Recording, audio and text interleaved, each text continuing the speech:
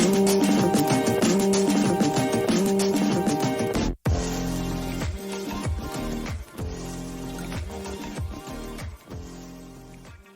everyone, welcome to this special episode of Carolyn Talks, and I'm your host Carolyn Hines, and today I'm joined with writer, director, editor, and composer Andy Mitton to discuss his new psychological horror, The Harbinger, which premiered at the 2022 Fantasia Film Festival. And this film, it's a mind trip. It was not what I was expecting at all, and I think for a lot of people, Andy, this film is gonna kind of like play with their heads, and I think also play with the emotions, because it kind of did with mine, especially from my own experience. And straight off the bat, like, this film, it was shot during COVID, of course, but you make it exist within the world of COVID. So can you tell me about making that decision for the film first? Like, where did the inspiration for this film came from, and in the way you do it, because like it's about COVID, like there's no denying that, but it's about how COVID affects us mentally and emotionally. Yes, well, thank you, and thank you for having me as well. It's really a pleasure to talk to you. Yeah, it was a debate very early on about how directly to place it in COVID, or whether to put it in a parallel space where people could have some distance from it. And I decided it was worth taking on, even though there were some reservations that not everyone would want to go there.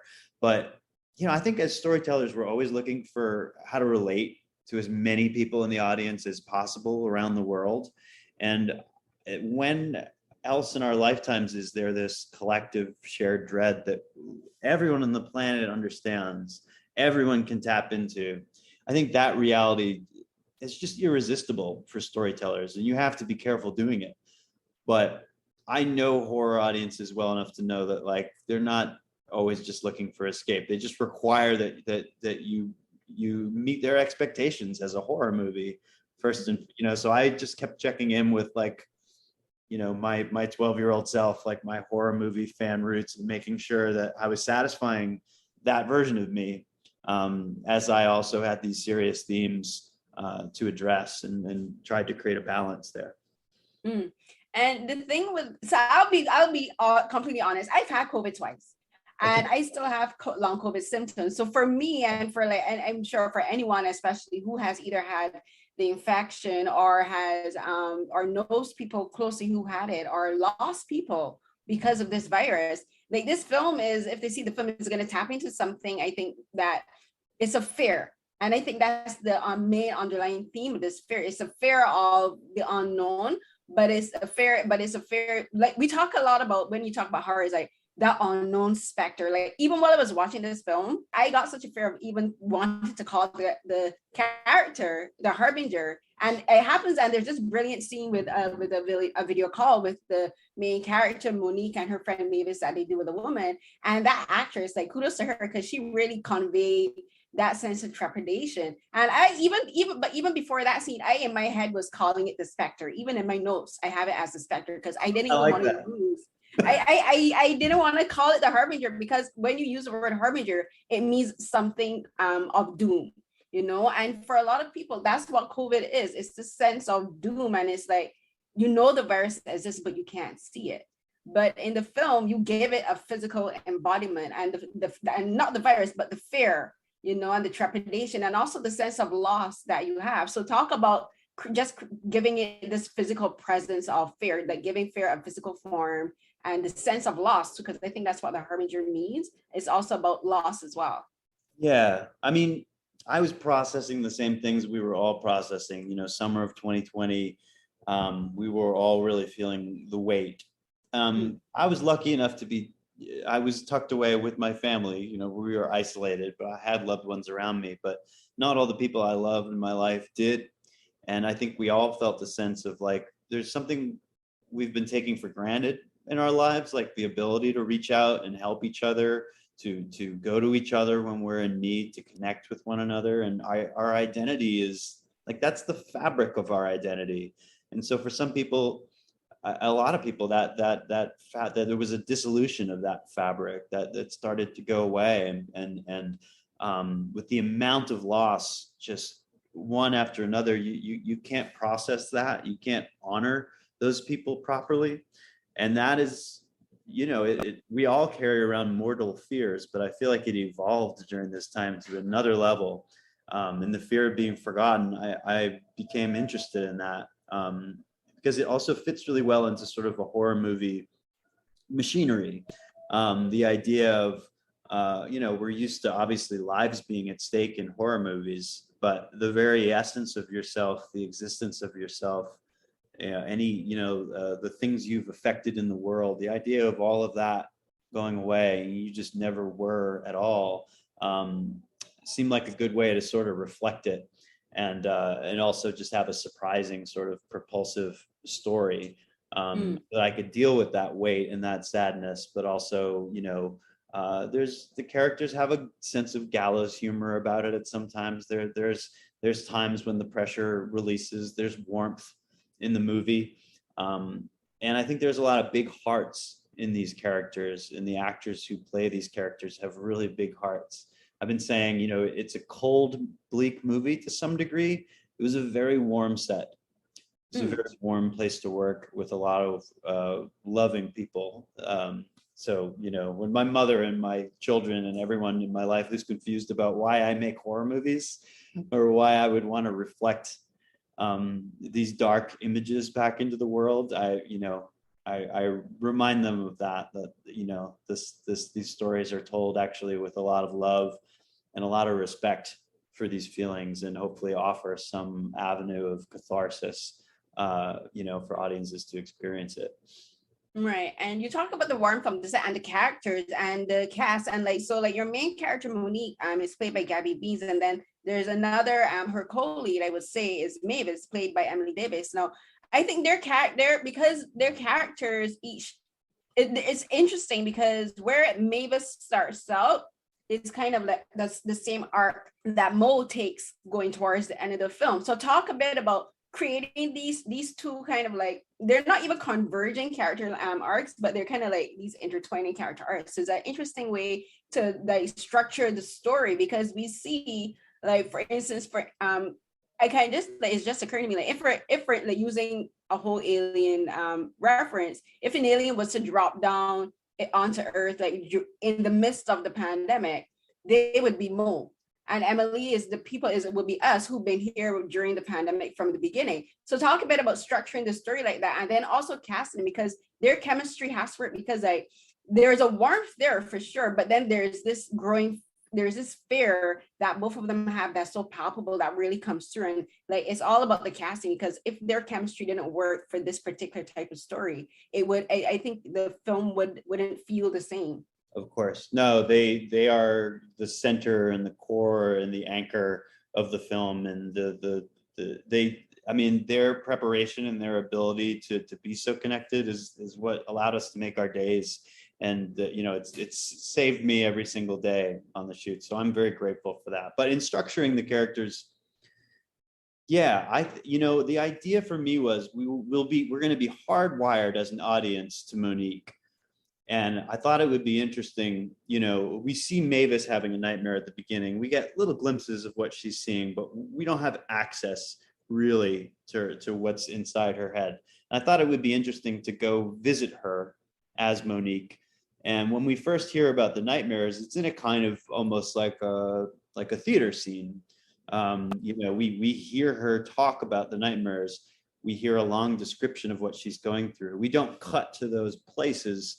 We don't have access to those dreams. So I kind of wanted to create the feeling that we're going to be discussing these things, maybe even more than experiencing them. Like, it didn't bother me that people might think, oh, is this going to be more like a play? Because then, since we're hardwired to Monique, when she starts to go to those places, I was hoping that would be a sort of welcomes to surprise, that we would get to hear about it first, experience the dread, see that amazing dread in Emily Davis's eyes as she tells that story, and then take that dread into our experience with Monique. And I just thought it would raise the stakes, and then they did everything to support it. They're both stage actors, so that worked to my advantage. They're used to playing out long scenes, and I warned them, I'm going to take long takes we're going to really let you listen to each other and play these scenes out. I'm not going to cut it to ribbons. And it was just the best collaborative experience I've had between both of them. They're both stars, in my opinion. They've both been on Broadway since we wrapped, and are just rising through the ranks in New York in such an exciting way. So I love them both, and I'm really proud of them. No, they both did a fantastic job. And the scene, like the scene you talk about, where like we get to hear Mavis discuss her dreams. Mo is just standing there, and she's like, "I'm not going to judge you. I'm just going to listen." And for anyone, it happens to many people, but it's happened to me, where you have a dream within a dream within a dream. That is one of the most unsettling experiences anyone could ever have, because like it messes with your mind, because you're like, am I still dreaming? And I think to use that as a way to discuss how whether it's the COVID or even just an illness or even like depression, because that's also something that Mo suffers from. And again, personal experience, that's something I also suffer from.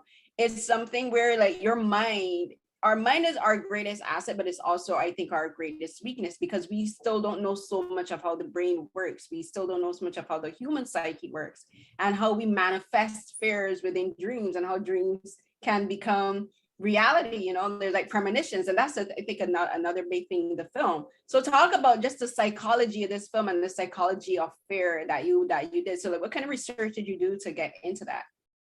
Well, unfortunately, some of it was involuntary research, because I was in a bout of nightmares at the time. And I'm not prone usually to nightmares, but during this time, they were happening every night. They were ongoing. They went on for way too long. I didn't understand them. It made me want to write about them. It's a unique kind of fear. There's nothing like it, because dreams are, like you put it really well, we can't explain them. So immediately, it's a really palpable fear. We also can't escape them, because we have to sleep. Yeah. So we're forced into these spaces, that we don't understand why they exist. So it's really fertile ground for storytelling and for horror, as far as I'm concerned. That I think a lot of people avoid the dreamscapes in horror because they figure Freddy Krueger sort of has the market cornered on that, right? But Freddy Krueger, oh my gosh, I could not sleep for years. Years I couldn't sleep in the center of my room. I could only sleep with my back against a wall. Yeah, same here. I was terrified of Freddy as a kid, and where anyone who works in dreams and horror is standing on the shoulders of Freddy Krueger to some degree. But we also thought there's a different approach here. There's more to explore, and tonally, I was looking more at like films like Jacob's Ladder, something like that, that were more, psychological mindfuck sort of, in the demonic realm, and tried to put all that together. And so it wasn't so much research as it was looking within myself and realizing these are the things that scare me. And as makers of horror movies, we run on the faith that the things that scare us are hopefully the same things that scare other people, and we're going to make a good connection with everyone. For sure. And you did something interesting that I don't normally see in horror from films that I've seen and on TV shows and stuff. And like you introduce the concept of the folie deux. It's called shared delusional disorder, SED, or shared psychosis. And it was so interesting because I wasn't expecting that. But when I started to realize that's what you're doing, I'm like, this makes so much sense, because the fear of being sick, especially within the pandemic, is something that we all share, like, especially if you're in a family. Oh my gosh. No, take your time. You're good. Oh, that's one of my long COVID symptoms. Still coughing after 2 years. But it's interesting, again, using dreams and dreamscapes to do this. But as you said, it was also interesting to me that we didn't get to see Mavis's dreams, but we know that what Mo is seeing, these are her own manifestations based on her own history, her own personal connection. Yes. So it made me wonder, I'm like, is this what Mavis is experiencing? But then from her own descriptions, it's not. So talk a bit about, you have like the shared psychosis, but varying experiences within those. Yeah, well, I thought about the Harbinger's motivation in these cases is, you know, as expressed by the demonologist in the story, to sort of wear down your will and burrow in to kind of weaken an already isolated soul to the point where he can get strong enough. That's sort of how he operates. So that was my starting point. And I think that if you're the Harbinger and you're looking, you know, every individual is going to have a different, you're going to have a different avenue of how to get under their skin and get to the things that frighten them.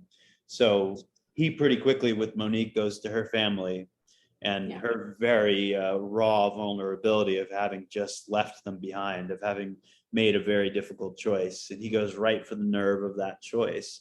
And I think for Mavis, it was just, I think it was a longer game for Mavis. I think Monique has sort of an accelerated version of Mavis's arc. But yeah, she has her own issues and her own way in. And I feel like he would attack everyone differently. He would look for your weaknesses and go for them. He did. So I want to talk a little bit about the technical aspects and little details that I noticed. So for one of them was the mask that Mavis wore, which is the flowers. And with they called it the big mask that they wore. Mask, so in the big mask they wore, they would keep like flowers and herbs and stuff to like get rid of the smell, to help mitigate the smell of the decaying bodies, because they started wearing them during the bubonic plague. So when I saw her wearing that mask, I love those kind of little details. I was like, wait, is this a reference to that? So I was like, I have to ask him. I'm like, is her mask a reference to that? Was it? It wasn't. I became aware of it, but it wasn't me. I certainly can't take credit for that. So our costume designer, Candace Phelan, who was local to Binghamton, New York, where we shot, she had been making masks for everyone in town. She just sews them and makes them. So she handmade all the masks for the movie. And I was picturing something a little more neutral. And she brought her up for a fitting one day with that mask on, and something about it, you know, just connected. I didn't even put my finger on what you discussed right away, but it did strike me as we were shooting that there was a nice parallel there. But I thought it was a nice texture, honestly, to begin with. I wasn't looking deeper than that. I wish I could. Okay. No, I was just curious about it. And then again, like as I mentioned at the beginning, like you're also the editor and the composer for this film. So like how being a composer and being an editor actually helped you structure the beats and the flow of the film and with the music, because it does have this, like the film doesn't have a dramatic climax, you know, but what it has, and I think like to me, I kind of read it as like sometimes when you're waking up from a dream, is like sometimes it's either sudden or like as you just have this slow realization of when you wake up, like sometimes you're just awake. So like talk a bit about the technicality of the editing and the composition, and what challenges did doing all of that actually provide for you, or like what made it easier? Well, the challenges are certainly obvious, because I can get stuck in my own tunnel vision really easily and start going down bad roads and making bad choices. And I'm capable of that. So I've got great producers on either side of me, Richard King, Clark Freeman, Jay Dunn, who I constantly be turning people and telling them to stop me if they see me doing anything wrong. And because it's hard to wear the hats, but I just try and separate the hats. The editor version of me is not fond of the director version of me. He's always trying to fix the mistakes that the director made. And the director version of me is always trying to fix the mistakes that the writer version of me made. I feel like I can't just be protecting my own work at every phase, or I'll lose the opportunity to reinvent and find new angles. But the combination of editing and composing creates a lot of ease and flow, because if I hit a wall with editing and I realize I need a new tempo, or I need to stitch something together in a certain way, I don't have to wait till morning to call my composer and be like, hey, can you work something up like this and get it in a few days? And then when I'm a few days away from the thought, I have to put it in, I can just go over to the keyboard and sketch something out and go back to the computer and try it. So my flow in just putting it together, it creates a real nice ease in that department. So my last question for you will be, okay, so there's two interesting things. Like one thing, I never trust white kids in any kind of horror movie. Anytime I see a white child, I'm like, you mean death. So And then there's also the interesting thing with the sparrow. Honestly, I don't trust white kids in horrors. And it was proven, like, you did a fantastic thing where you kind of had me psyched. I'm like, okay, so maybe this is one white kid I could trust. And then it was like, no. So kudos on you for making me letting my guard down there for just a minute. But then the small thing I want to talk about now is the sparrow, the concept of the sparrow. So this is a nickname that most parents, her family had for her. And I thought it was like, I'm like, oh, this is cute. But then close to the end of the film, it made me think of how like sparrows are very flighty and like they don't stay in one place for very long. And for the film, there's the concept of like, again, we talked about loss, but like people just not being there anymore, you know, about the pandemic taking people and sickness taking people away. And like when they're gone, like you're left bereft. So I wanted to know, like, was the sparrow kind of a reference to that? It's like she was here, but then it's like she's gone. She's no more. Like once you never see the same sparrow, I believe, ever again. So was that a part of it? Yeah, that was a part of it. But at foundationally, it is a through time, the sparrow has been used to symbolize hope. So I think that centrally to this movie, hope is the theme. Hope in the face of hopelessness. Hope when there's no reason you should be hoping that you can see, but you hope anyway, because that's what we do. So the sparrow, I think that's what she is for her family. And the reason why when she is flown away, that they still feel lost, even though they can't remember why. So for me, it was just a nice storytelling device to sort of represent my theme and string it through to the final moments. And then, everything else you just mentioned was nice kind of frosting on that. But for me, it was just nailing down Monique is hope in the stories.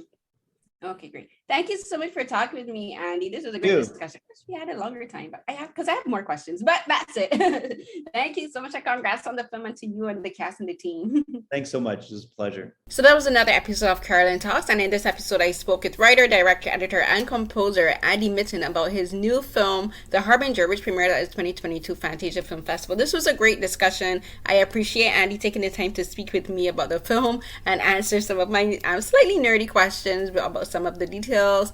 It's a pretty trippy film, but I think it's really interesting in the way how he taps into the psyche of people as we experience this COVID pandemic, which is not yet ended, and the ways it has affected many of us psychologically and emotionally and mentally.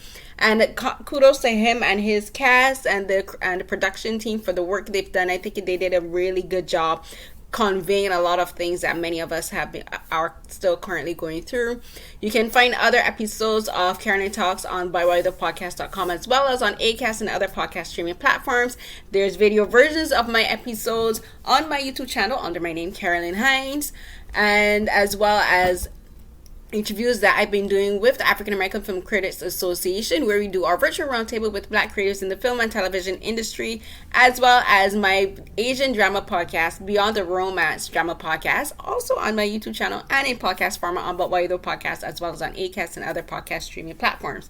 This has been a great year with regards to interviews, not so great in other areas, but as I always enjoy speaking to directors and just like picking their brains about the things that inspire them and why they do the things they do in films. And it has been a pleasure. I haven't been able to cover Fantasia Fest as much as I wanted to because of health reasons, but you know, I appreciate the things that I've been able to do so far.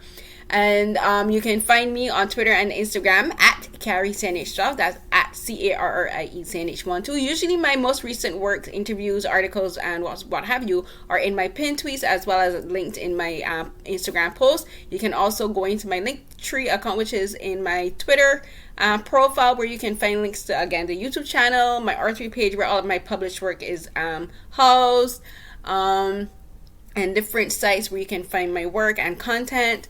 And I think that's it. Until the next episode of Carolyn Talks, everyone, stay safe.